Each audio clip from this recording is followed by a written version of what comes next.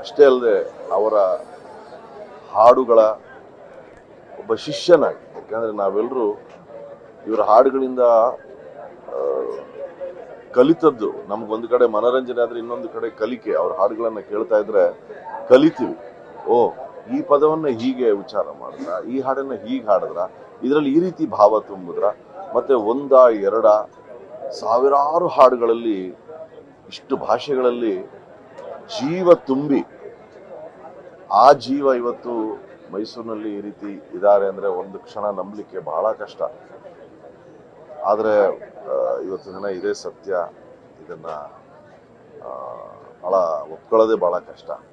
ಆದರೂ ಕೂಡ ಇಂಥ ಮಹನೀಯರು ಒಂದು ರೀತಿ ಏನು ಹೇಳ್ತಾರೆ, ಶಾಶ್ವತವಾಗಿ ಹಿರಿಕರು ಹೇಳೋಗೆ ಸೂರ್ಯ ಚಂದ್ರ ಇರೋವರೆಗೂ ಇವರೆಲ್ಲರೂ ನಮ್ಮೊಂದಿಗೆ ಶಾಶ್ವತವಾಗಿರ್ತಾರೆ. ಯಾಕಂದರೆ ಅವರು ಮಾಡಿರುವಂತಹ ಕೆಲಸ ಅಷ್ಟೇ ಅಲ್ಲದೆ ಅವರ ಮನಸ್ಸು, ಅವರ ಹೃದಯ, ಅವರು ನಡ್ಕೊಂಡಂತಹ ರೀತಿ ಯಾರಿಗೂ ಯಾವ ರೀತಿಯಾದಂತಹ ತೊಂದರೆಯನ್ನು ಕೊಡದೆ ಎಲ್ರಿಗೂ ಕೇವಲ ಆನಂದವನ್ನು ಮಾತ್ರ ಕೊಟ್ಟು ಹಾಡುಗಳ ಮೂಲಕ, ಅವರ ಮಾತುಗಳ ಮೂಲಕ.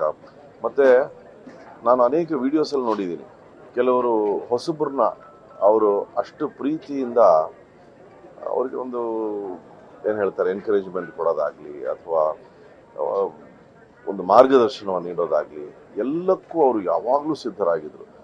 ನಾನು ಇಂಥ ದೊಡ್ಡ ಗಾಯಕಿ ಅನ್ನೋ ಒಂದು ಒಂದು ಒಂದು ಕಿಂಚಿತ್ ಕೂಡ ಅವ್ರಿಗೆ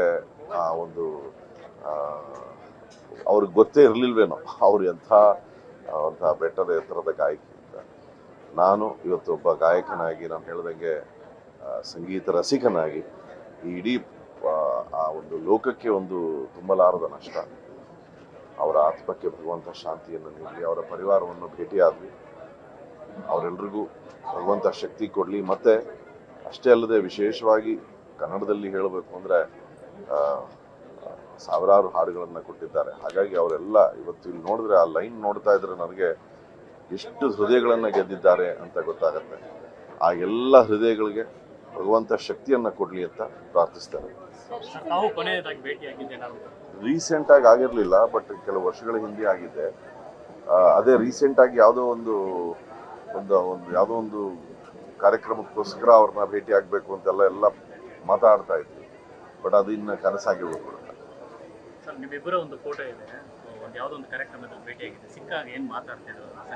ಇಲ್ಲ, ಅವರು ಎಲ್ರನ್ನೂ ಪ್ರೀತಿಯಿಂದ ಮಾತಾಡಿಸೋರು. ಅಂದರೆ ಅವರು ಎಲ್ರಿಗೂ ಪ್ರೋತ್ಸಾಹವನ್ನೇ ನೀಡೋರು. ಭೇಟಿ ಆದಾಗಲೆಲ್ಲ ಭಾಳ ಚೆನ್ನಾಗಿ ಹಾಡ್ತೀಯ, ನಿನ್ನ ಧ್ವನಿ ಭಾಳ ಚೆನ್ನಾಗಿದೆ ಅಂತ. ಅಂದರೆ ಇದು ಕೇವಲ ನನ್ನೊಂದಿಗೆ ಅಷ್ಟೇ ಅಲ್ಲ, ಇದು ನಾನು ಅದೇ ಹೇಳೋದಲ್ಲ, ಸಾಕಷ್ಟು ನೀವು ವಿಡಿಯೋಸ್ ನೋಡ್ಬೋದು ಸೋಷಿಯಲ್ ಮೀಡಿಯಾನಲ್ಲಿ. ಹೊಸ ಗಾಯಕಿಯರೊಂದಿಗೆ ಅವ್ರು ಕೂತ್ಕೊಂಡು ಅವರೊಂದಿಗೆ ಮಾತನಾಡ್ತಾ ಅವ್ರ ಹಾಡುಗಳನ್ನು, ಅವರು ಹಾಡಿದಂಥ ಹಾಡುಗಳನ್ನು ಆ ಹೊಸಬ್ರು ಹಾಡ್ತಾ ಇದ್ರೆ ಅದನ್ನು ಆಲಿಸಿ ಅದಕ್ಕೆ ಅಷ್ಟು ಒಂದು ಒಳ್ಳೆ ಮಾತುಗಳನ್ನು, ಅದೆಲ್ಲ ಅವಶ್ಯಕತೆ ಇಲ್ಲ. ಅಂದರೆ ಎಲ್ಲವನ್ನೂ ಸಾಧನೆ ಮಾಡಿದ್ಮೇಲೆ ಬಿಡ್ರಪ್ಪ ನನ್ನ ಅಂತ ಇರ್ಬೋದು. ಆದರೆ ಹಾಗಲ್ಲ, ಅವರು ಎಲ್ಲ ಹೊಸ ಗಾಯಕಿಯರಿಗೆ ಅಷ್ಟು ಪ್ರೋತ್ಸಾಹವನ್ನು ನೀಡ್ತಾ ಇದ್ರು. ಮತ್ತು ಕೆಲವು ವಿಡಿಯೋಸ್ ನಾನು ನೋಡಿದ್ದೀನಿ, ಅವರ ಸಮಕಾಲೀನರು ಕೆಲವರೆಲ್ಲ ಒಗ್ಗೂಡಿ ಕೆಲವು ಹಾಡುಗಳನ್ನು ಅದ್ರ ಬಗ್ಗೆ ಮಾತಾಡೋದನ್ನು, ಅಂದರೆ ಪ್ರತಿನಿತ್ಯ ಸಂಗೀತ ಹಾಡು ಅದರೊಂದಿಗೆ ಜೀವಿಸಿದ್ರು ಅಂತ ನಾನು ಭಾವಿಸ್ತೇನೆ. ಇನ್ನೊಂದು, ಅವರ ಹಾಡುಗಳು ಇವತ್ತು ಕೂಡ ನೀವು ಕೇಳಿ, ಅದರಲ್ಲಿ ಅದು ಯಾವುದೇ ಭಾವ ತುಂಬಿದ್ರು ಅದರಲ್ಲೊಂದು ಮಾಧುರ್ಯತೆ ಏನಿರುತ್ತೆ, ಆ ಮಾಧುರ್ಯತೆ ಅದು ಕೇವಲ ಅವರ ಕಂಠದ್ದಲ್ಲ, ಅವರ ಹೃದಯದ ಮಾಧುರ್ಯತೆ. ಅದು ಅವರ ಹೃದಯ, ಅವರ ಮನಸ್ಸಿನ ಮಾಧುರ್ಯತೆಯನ್ನು ನಾವು ಕೇಳಿದ್ದೇವೆ. ಆ ವ್ಯಕ್ತಿ ಇಲ್ಲದೆ ಹೋದರೂ ಕೂಡ ಆ ಕಂಠ, ಆ ಮಾಧುರ್ಯತೆ, ಆ ಹೃದಯ ನಮ್ಮೊಂದಿಗೆ ಶಾಶ್ವತವಾಗಿ ಇರುತ್ತೆ ಅಂತ ನಾನು ಭಾವಿಸ್ತೇನೆ.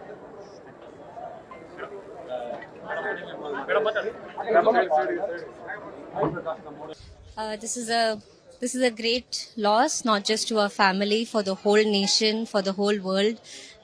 My grandmom was a very versatile singer.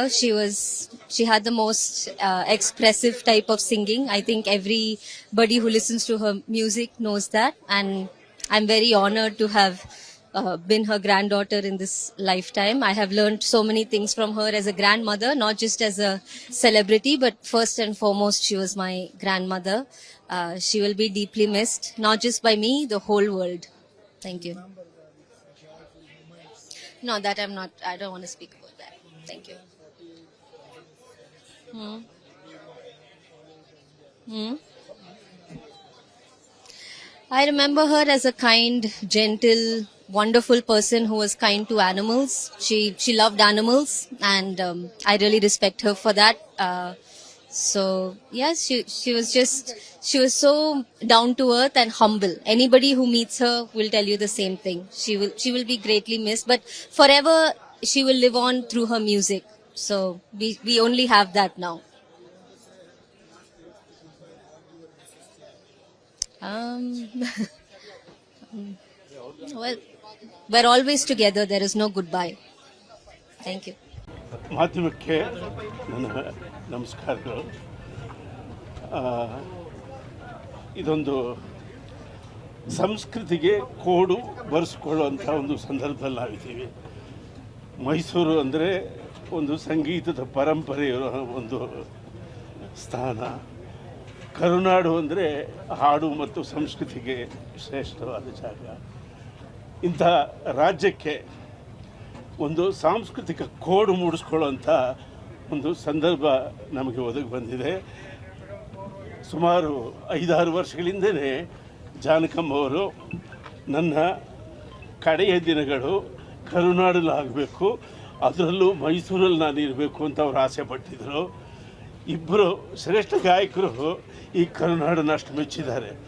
SPB ಅವರು ಕೂಡ ನಾನು ಮುಂದೆ ಹುಟ್ಟಿದ್ರೆ ಕರ್ನಾಟಕದಲ್ಲಿ ಹುಟ್ಟಬೇಕು ಅಂತ ಆಸೆ ಪಟ್ಟಿದ್ದಾರೆ.